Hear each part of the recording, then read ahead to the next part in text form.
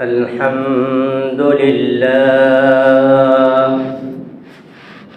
الحمد لله نحمده ونستعينه ونستغفره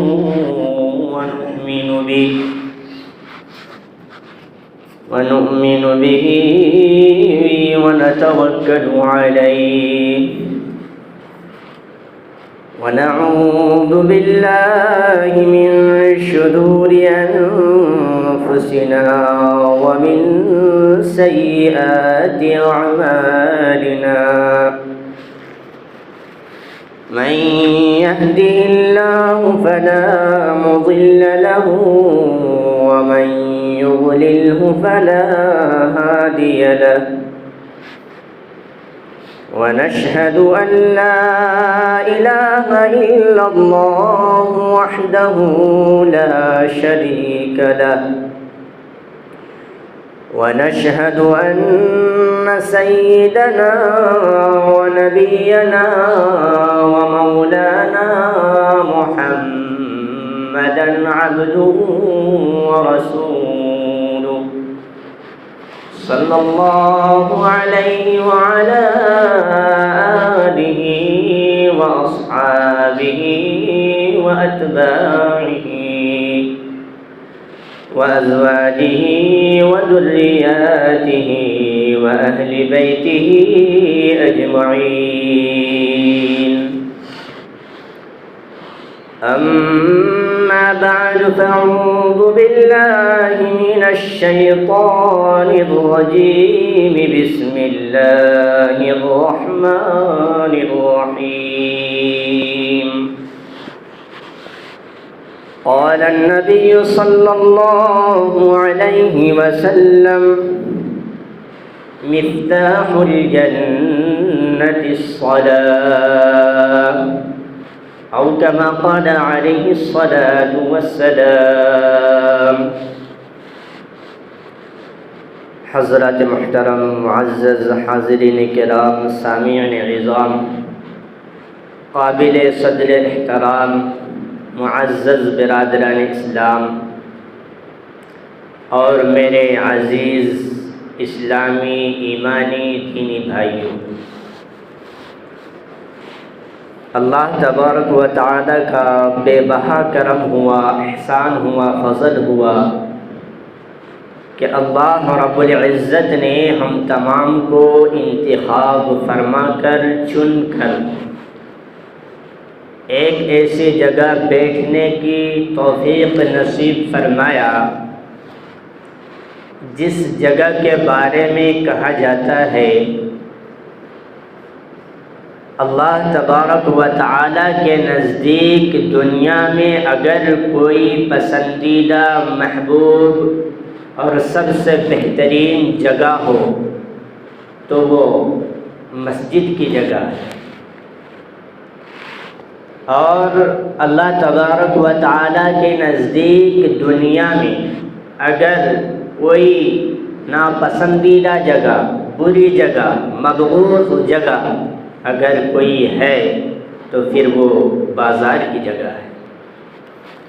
اللہ تبارک و تعالیٰ کا ہم پر کتنا بڑا احسان ہوا کہ اللہ رب العزت نے ہم تمام کو انتخاب فرما کر اپنے محبوب اور پسندیدہ جگہ یعنی اپنے مبارک اور مقدس گھر میں بیٹھنے کی توفیق نصیب فرمائی، اور پھر دین کی نسبت سے کچھ باتیں سننے اور سنانے کی بھی توفیق عطا فرمائی۔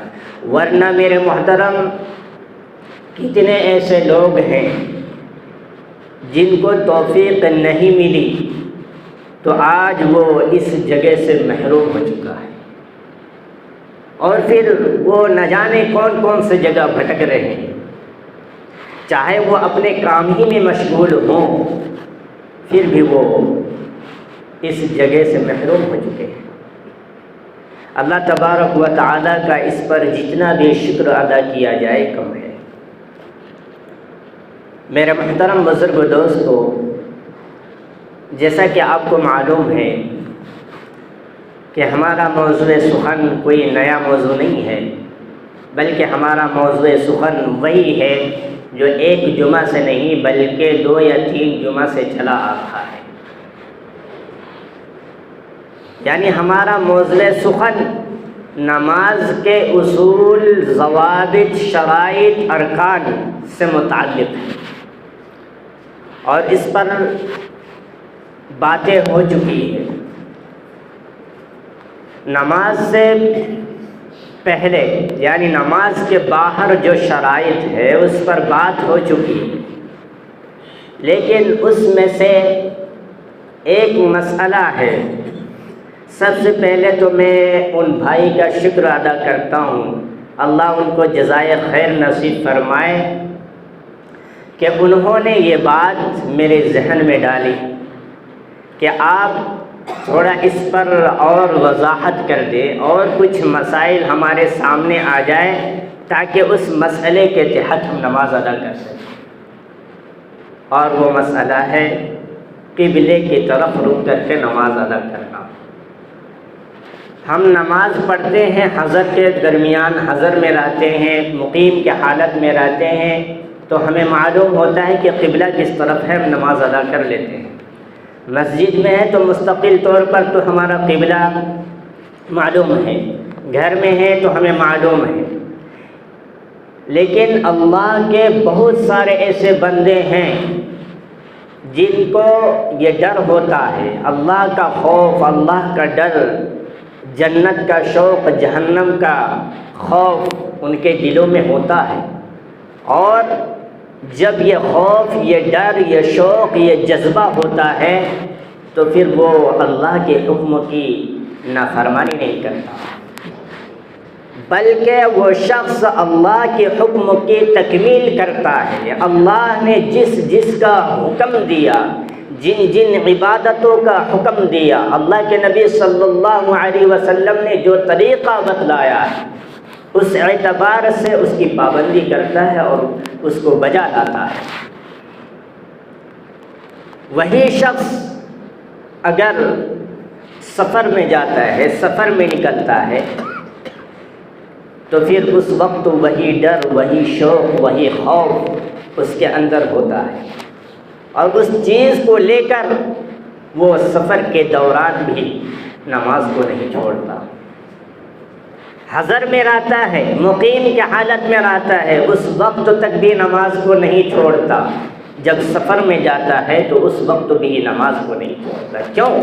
اس لیے کہ اسے اللہ کا ڈر ہے، اسے معلوم ہے اگر میں نماز کو چھوڑ دوں، مثلا ہم نے ظہر کی نماز کو چھوڑ دیا، تو کل قیامت کے دن جب اسے سزا دی جائے گی تو ظہر سے لے کر عصر تک اسے مارا جائے گا۔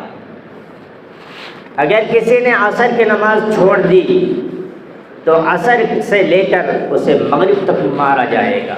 مغرب کو چھوڑا تو مغرب سے لے کر عشاء تک، یعنی یہ مسلسل یہ چلتا رہے گا اگر وہ شخص چھوڑتا رہے گا۔ یہ ڈر ہونی چاہیے، ہر مسلمان، ہر مومن کے اندر یہ ڈر ہونی چاہیے۔ تو خیر میرے محترم، جب وہ سفر میں جاتا ہے تو وہ نماز کو نہیں چھوڑتا۔ تو قبلے کے طرف رخ کرنا یہ مسئلہ ہے، مسافر سے متعلق۔ سب سے پہلا مسئلہ یہ ہے کہ وہ جب سفر کرے، اور چاہے وہ جہاز میں سفر کر رہا ہو یا ٹرین میں سفر کر رہا ہو یا بس میں سفر کر رہا ہو، ہمیں ان سواریوں پر نماز کو کس طرح ادا کرنا ہے۔ مسئلہ یہ ہے کہ جب کوئی شخص جہاز یا ٹرین یا بس میں سفر کرے تو اسے چاہیے، اس کے لیے ضروری ہے کہ وہ کھڑے ہو کر قبلہ کی طرف رخ کر کے نماز پڑھے۔ مثلا کوئی شخص ٹرین میں سفر کر رہا ہے تو پھر اس کے لیے ضروری ہے کہ وہ قیام کی حالت میں، کھڑے ہونے کی حالت میں اور قبلے کی طرف رخ کرنے کی حالت میں وہ نماز کو ادا کرے۔ سب سے پہلا مسئلہ، کوئی عذر نہیں ہے، قیام پر قادر ہے اور ایسی جگہ ہے کہ وہ کھڑے ہو کر نماز ادا کر سکتا ہو، قبلے کی طرف رخ کر سکتا ہو، تو پھر وہ نماز ادا کرے۔ اگر اس پر قدرت نہیں ہے، کوئی شخص ٹرین کے اندر سفر کر رہا ہے، قیام کے قدرت رکھتا ہے لیکن اسے ڈر ہے، خوف ہے، اندیشہ ہے کہ ہم کھڑے ہو کر نماز پڑھیں گے، تو ہو سکتا ہے کہ گاڑی کے حرکت سے وہ گر سکتا ہے، چکر آ سکتا ہے، وہ گر جائے گا، یہ اندیشہ ہے، تو پھر اس شخص کے لیے چاہیے کہ وہ کسی چیز کے سہارے لے کر وہ کھڑا ہو کر نماز پڑھے۔ ہاں البتہ اگر کوئی عذر ہو، مثلا کوئی بیمار ہے، قیام پر قدرت نہیں رکھتا ہے، تو پھر اس کے لیے گنجائش ہے کہ وہ بیٹھ کر قبلہ کی طرف رخ کر کے نماز ادا کرے۔ اور اگر کوئی بھی گنجائش نہیں ہے کہ وہ قیام پر قدرت ہے لیکن اسے کھڑے ہونے کی جگہ بھی نہیں، بسا اوقات ٹرینوں میں ہوتا ہے، جو ٹرین کا سفر کیا ہے انہیں معلوم ہے، بسا اوقات کھڑے ہونے کا جگہ بھی نہیں ہے، قبلہ کی طرف رخ کرنے کا جگہ بھی نہیں ہے، رکوع سجدے کے ساتھ نماز پڑھنے کی سہولت بھی نہیں ہے، عذر ہے، تو پھر ایسے حالتوں میں وہ نماز کا شکل اشارے سے وہ نماز پڑھ لے، لیکن جب وقت مل جائے کہ وہ کھڑے ہو کر قبلہ کی طرف رک کر کے سجدے اور رکوع کے ساتھ نماز ادا کرے، تو پھر اسے چاہیے کہ اس نماز کا اعادہ کر لے، دوبارہ اس نماز کو پڑھ لے۔ اور جب کوئی شخص جہاز میں سفر کر رہا ہو تو جہاز کے اندر بھی یہی مسئلہ ہے۔ اب جہاز میں جو سفر کیے ہیں ان کو معلوم ہے کہ جگہ کس طرح ہوتی ہے، ہمیں تو معلوم نہیں ہے بھائی، جن کو معلوم ہے تو ان کو چاہیے جب سہولت ہے، کھڑے ہونے پر قادر ہے، وہ کھڑے ہو کر قبلہ کی طرف رک کر وہ نماز پڑھ سکتا ہے، تو پھر کھڑا ہونا اور یہ قبلہ کے رخ کر کے نماز ہی پڑھے، اور جب رکوع سجدے کے ساتھ بھی پڑھنا ممکن ہے تو یہ تمام کو رعایت کرتے ہوئے وہ نماز کو ادا کرے۔ اس کے لیے پھر یہ جائز نہیں ہے کہ وہ بیٹھ کر نماز پڑھے، اس کے لیے جائز نہیں، اگر بیٹھ کر نماز پڑھتا تو نماز نہیں ہوگی۔ میرے محترم، جہاز میں سفر کر رہا ہو، ٹرین میں سفر کر رہا ہو، بس میں سفر کر رہا ہو، یہی مسئلہ ہے۔ عذر کے ساتھ یہ نہیں ہے، عذر ہے تو پھر اس کے لیے گنجائش ہے کہ وہ اشارے سے نماز پڑھے، پھر بعد میں اعادہ کر دے۔ سب چیز کی سہولت ہے، قیام کی سہولت ہے، قبلہ کی طرف رخ کر نماز پڑھ سکتا ہے، لیکن ایک شخص ہے کہ نماز پڑھ رہا تھا، قبلہ کی طرف رخ کر کھڑے ہو کر نماز ادا کر رہا تھا، گاڑی ایسی چل رہی تھی کہ نمازی کا رخ قبلہ کی طرف تھا، لیکن کچھ ہی دیر ہوا تھا کہ ٹرین کا رخ گھوم چکا، ٹرین گھوم گئی، گاڑی گھوم گئی، ظاہر سے بات ہے گاڑی گھومے گی تو نمازی کا رخ بدلے گا۔ نمازی کو معلوم ہوا، علم ہوا کہ گاڑی گھوم چکی ہے، تو نمازی کو چاہیے کہ وہ فوراً اپنا رخ قبلہ کی طرف کرے۔ معلوم ہوتے ہی معلوم ہوا لیکن کچھ تاخیر ہو گئی، تاخیر ہونے کے بعد وہ گھومتا ہے تو پھر اس کی نماز نہیں ہوتی۔ سفر کر رہا تھا، نماز پڑھ رہا تھا، قبلہ کی طرف رختا، قیام کے حالت میں وہ نماز پڑھ رہا تھا، گاڑی گھوم گئی، لیکن نمازی کو معلوم نہیں ہوا کہ گاڑی گھومی ہے، اسی طرح وہ نماز ادا کر لیا، پورے مکمل نماز ادا کر لیا۔ اب بعد میں معلوم ہوا کہ ہم جس طرف رک کر کے نماز پڑھ رہے تھے وہ رخ صحیح نہیں تھا، ہمارا قبلہ بدل چکا تھا، تو پھر اس کی نماز ہو جائے گی۔ کیوں؟ اس لیے کہ اسے نماز کے بعد معلوم ہوا ہے، نماز سے پہلے معلوم نہیں ہوا۔ نماز سے پہلے معلوم ہوا ہے تو پھر قبلہ کی طرف رخ کر لے تو ہی نماز ہوگی، اور اگر معلوم ہے اور پھر قبلہ کی طرف رخ نہیں کرتا تو نماز نہیں ہوگی۔ نماز کے بعد معلوم ہوا تو نماز ہو جائے گی۔ بس میں سفر کر رہا ہے تو بس میں تو ویسے تو جگہ ہوتی نہیں ہے، تو وہاں کیا کریں؟ تو وہاں بھی عذر ہے، قیام نہیں کر سکتا، قبلہ کی طرف رخ نہیں کر سکتا، تو پھر وہ نماز کا شکل کر لے، اشارے سے وہ نماز پڑھ لے، لیکن بعد میں وہ نماز کا اعادہ کر لے۔ بس میں سفر کرنے والے کو سب سے پہلے چاہیے کہ وہ بس چلانے والے سے وہ بڑی محبت اور پیار کے ساتھ بات کرے اور اسے کہے بھائی مجھے 2 رکعت نماز پڑھنی ہے، آپ 5 منٹ کے لیے آپ اپنی بس کو روک لیں۔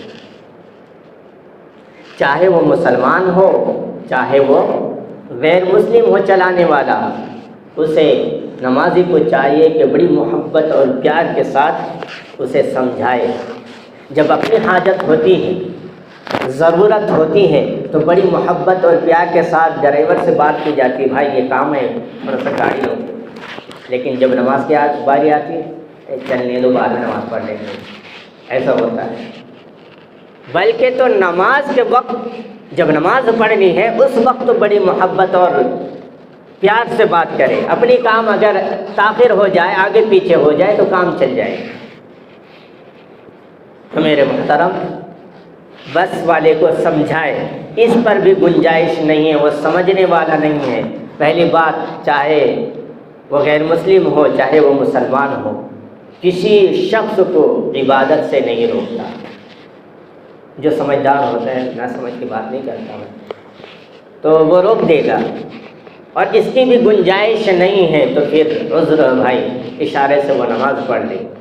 اگر وہ بس ڈرائیور روک دیتا ہے، سمجھ جاتا ہے، تو نمازی کو چاہیے کہ وہ بس کے آگے کھڑے ہو کر قبلہ کی طرف رخ کر نماز پڑھے۔ کہیں ایسا نہ ہو کہ بس سے ہٹ کر نماز پڑھنا شروع کر دے، اور وہ بس والا چلانے والا تو ابھی سمجھا تھا، کچھ دیری ہوا، اس کی تاخیر ہو رہی ہے، بس چالو کیا اور چل دیا، نمازی نماز پڑھتے۔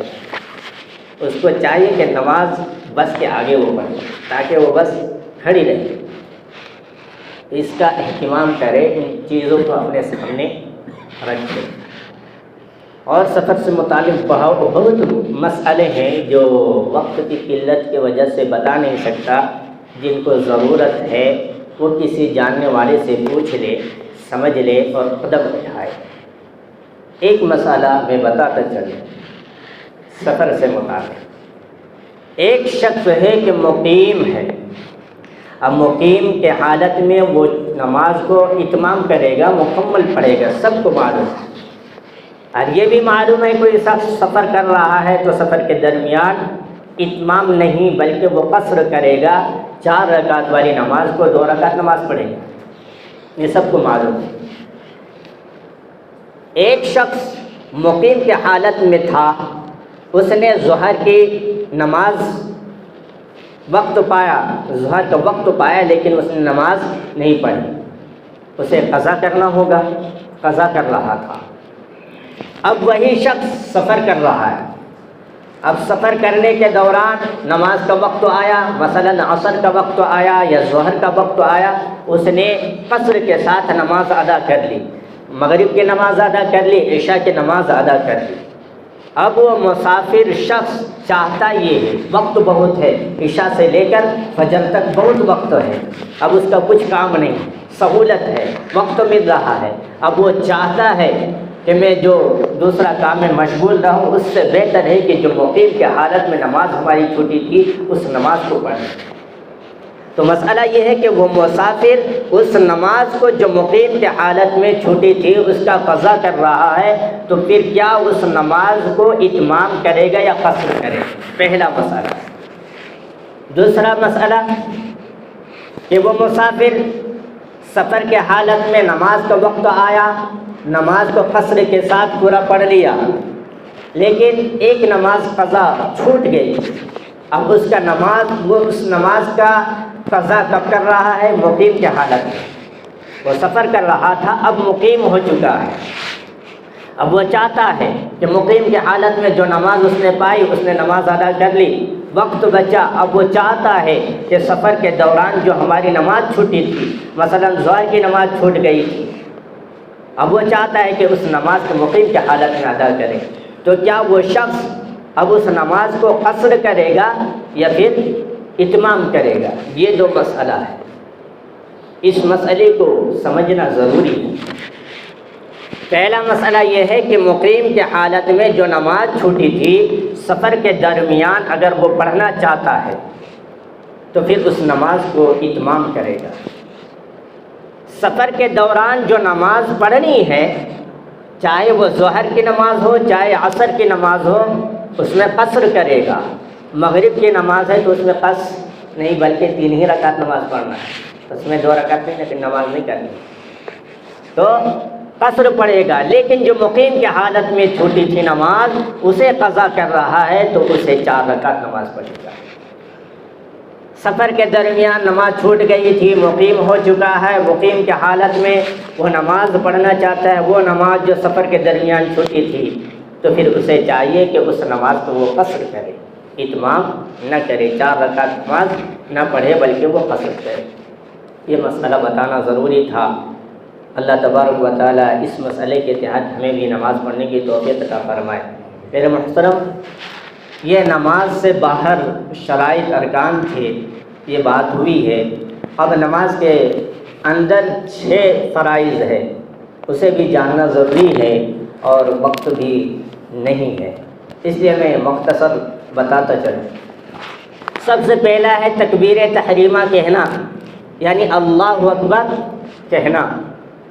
ابھی اس میں بہت سارے ایسے لوگ ہیں جن کو معلوم نہیں ہے کہ ہاتھ کہاں تک اٹھانا ہے اور کس طریقے سے اٹھانا ہے۔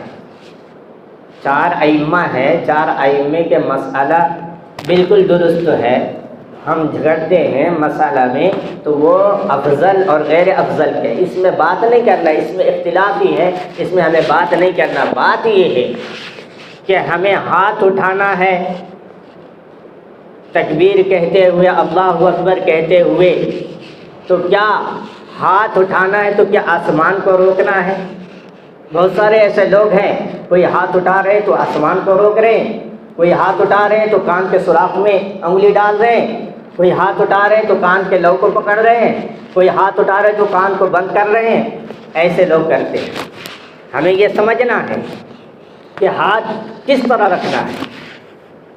تو جب اللہ اکبر کہتے ہوئے ہاتھ کو اٹھائے تو لو تک اٹھائے، لو کو بھی پکڑنا ضروری نہیں ہے، کان کو بند کرنا ضروری نہیں ہے، کان کے سوراخ میں ہاتھ انگلی کو ڈالنا ضروری نہیں ہے، اور ہتھیلی کو آسمان کی طرف کرنا ضروری نہیں ہے، بلکہ یہ کف ہتھیلی قبلے کی طرف کرتے ہوئے بالکل سیدھا ہاتھ اٹھائے۔ بعض لوگ ایسے لگتا ہے کہ کوئی سانپ کو اور ڈس رہا ہو، ایسا کر دیتے ہیں، ایسا نہیں ہونا چاہیے، بلکہ یہ چھوٹے چھوٹے مسئلے ہیں جن کو سیکھنا ضروری ہے، بہت ضروری ہے سیکھنا، چاہے ہم چھوٹے سے سیکھیں چاہے ہم بڑے سے سیکھیں، لیکن وہ طریقہ سیکھیں۔ تو یہ کیا ہے؟ تکبیر تحریمہ کہنا، اللہ اکبر کہنا۔ ہاتھ اٹھاتے ہیں، کیا مطلب؟ سب سے بڑا اللہ ہے، اللہ سے بڑھ کر کوئی نہیں ہے، اللہ سے بڑھ کر کوئی چیز نہیں ہے، لیکن ہمارا حال کیا ہو چکا ہے؟ اللہ سے بڑھ کر ہمارا دکان ہے، اللہ سے بڑھ کر ہمارا مارکیٹ ہے، اللہ سے بڑھ کر ہمارا آفس ہے، اللہ سے بڑھ کر ہمارا گھر ہے، ہمارا کاروبار ہے۔ ہم اقرار کر رہے ہیں کہ اللہ سے بڑھ کر کوئی نہیں ہے، اللہ سے بڑھ کر کوئی نہیں ہے۔ اگر کوئی اس کا انکار کیا تو ایمان سے خارج ہو جائے گا۔ ہم تو دل سے انکار نہیں کرتے، ہمارا عقیدہ ہے، ہم انکار نہیں کرتے، لیکن میرے بھائیوں ہم نے اپنے عمل سے انکار کر دیا ہے۔ مؤذن کہہ رہا ہے اللہ اکبر، اللہ سب سے بڑا ہے، لیکن ہم کسی اور کو بڑا سمجھتے ہیں۔ تو پہلا کیا ہے؟ تکبیر تحریمہ یعنی اللہ اکبر کہنا۔ دوسرا ہے قیام یعنی کھڑا ہونا، ابھی میں بتایا سفر کے دوران قیام ہونا ضروری ہے، یہ فرض ہے قیام، سیدھا کھڑا ہونا۔ اب اس میں بھی لوگ غلطی کرتے ہیں، معذرت چاہتا ہوں، تھوڑا سا وقت تو لیتا ہوں کیونکہ اس پر 1 مہینہ ہو چکا ہے بات ہوتے ہوئے، میں چاہتا ہوں کہ اس پر ختم کر دیا جائے، مختصر وقت تو لیتا ہوں۔ قیام یعنی سیدھا کھڑا ہونا ہے، اس میں لوگ غلطی کرتے ہیں، بلکہ سیدھا کھڑا ہونا ہے۔ سیدھا کھڑا ہونے کے بجائے لوگ ایک پاؤں پر کھڑے ہو جاتے ہیں۔ میں پریکٹیکل کے طور پر میں بتا دیتا ہوں، بعض لوگ کھڑے ہوتے ہیں تو اس طرح کھڑا ہونا ہے، لیکن بعض لوگ ایسے کر دیتے ہیں، یعنی ایک پاؤں پر بالکل پورا سہارا دیتے ہیں اور ایک پاؤں کو صرف زمین میں ٹکاتے ہیں، تو ایسا کرنا نماز کی حالت میں ممنوع ہے، اس کا خاص خیال رکھیں۔ میں نے اپنی آنکھوں سے دیکھا تو میں ضروری سمجھا کہ اسے بتا دینا ضروری ہے۔ تو دوسرا قیام کرنا، تیسرا رکوع کرنا۔ رکوع کہتے ہیں جھک جانے کا، جھکے نماز ہو جائے گی، لیکن صحیح طور پر سنت کے مطابق وہ رکوع کرے۔ رکوع اس طرح کرے کہ ان دونوں کف سے گھٹنے کو مضبوطی کے ساتھ پکڑ لے اور ان دونوں کو ایسا بنائے جو کیا بولتے ہیں تیر والا جو چلانے والا ہوتا ہے، گول سا گھما ہوتا ہے، ایسا شکل بن جائے، نہ کہ یہ سر سے لے کر جو پیچھے کا حصہ ہے وہ گول نہیں کرنا ہے اونٹ کے طرح، یہ طریقہ نہیں ہے۔ اگر کرتا ہے تو نماز تو ہو جاتی ہے، لیکن صحیح طریقہ یہ ہے کہ رکوع ایسا کرے کہ ایک گلاس پانی بھی رکھ دیا جائے تو وہ پانی نیچے نہ گرے، ایسا رکوع کرے۔ رکوع کرنا، سجدہ کرنا۔ اب سجدے میں بہت سے لوگ ہیں جو غلطی کرتے ہیں جن کی وجہ سے نماز نہیں ہوتی۔ میں نے اپنی آنکھوں سے دیکھا ہے لوگوں کو، اس لیے میں سمجھا کہ جب یہ بات آئے گی تو میں مسئلہ وضاحت کر لوں گا۔ سجدے کرنا، سجدے کی حالت میں زمین پر پیشانی کو اور ناک کو لگانا ضروری ہے، لازم ہے۔ اگر کوئی شخص بغیر عذر کے وہ نہیں لگاتا زمین پر تو نماز ادا نہیں ہوگی، نماز نہیں ہوگی اس کی۔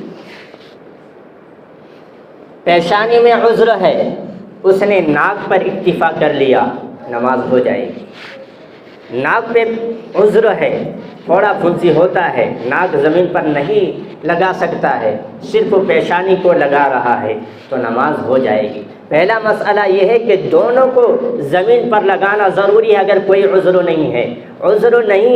عذر نہیں ہے پھر بھی نہیں لگاتا ہے دونوں میں سے دونوں کو تو نماز نہیں ہوگی۔ دوسرا مسئلہ یہ ہے کہ ناک پر عذر ہے، پیشانی پر سجدہ کر رہا ہے، نماز ہو جائے گی۔ پیشانی پہ عذر ہے، ناک کو لگاتا ہے، نماز ہو جائے گی۔ لیکن تیسرا مسئلہ یہ ہے کہ عذر نہیں ہے، تھوڑا پھنسی کچھ بھی نہیں ہے، وہ ناک پر سجدہ کرتا ہے، پیشانی کو زمین پر نہیں لگاتا، نماز نہیں ہوگی۔ چوتھے مسئلہ یہ ہے کہ ناک پر عذر ہے، ناک پر کوئی عذر نہیں ہے، پیشانی پر صرف سجدہ کرتا ہے تو نماز تو ہو جائے گی، لیکن وہ نماز مکروہ ہوگی، مکروہ تحریم۔ لہذا کوئی عذر نہیں ہے تو پھر پیشانی کو اور ناک کو زمین میں لگانا ضروری ہے۔ اگر کوئی شخص عذر نہیں ہے اور نہیں لگاتا ہے، دونوں میں سے ایک پر اکتفا کرتا ہے تو اس کی نماز نہیں ہوتی۔ اس کو اچھی طرح سمجھ لیں میرا محترم۔ پھر ہے رکوع کرنا، قرات کرنا ہے، سجدے کرنا ہے، اور پھر قاعدہ آخرہ میں التحیات کے مقدار بیٹھنا ہے۔ الحمدللہ یہ مکمل ہو چکا۔ اللہ تعالیٰ سے دعا فرمائیں کہ اللہ تبارک و تعالیٰ ان اصولوں کے مطابق نماز پڑھنے کی توفیق عطا فرمائیں۔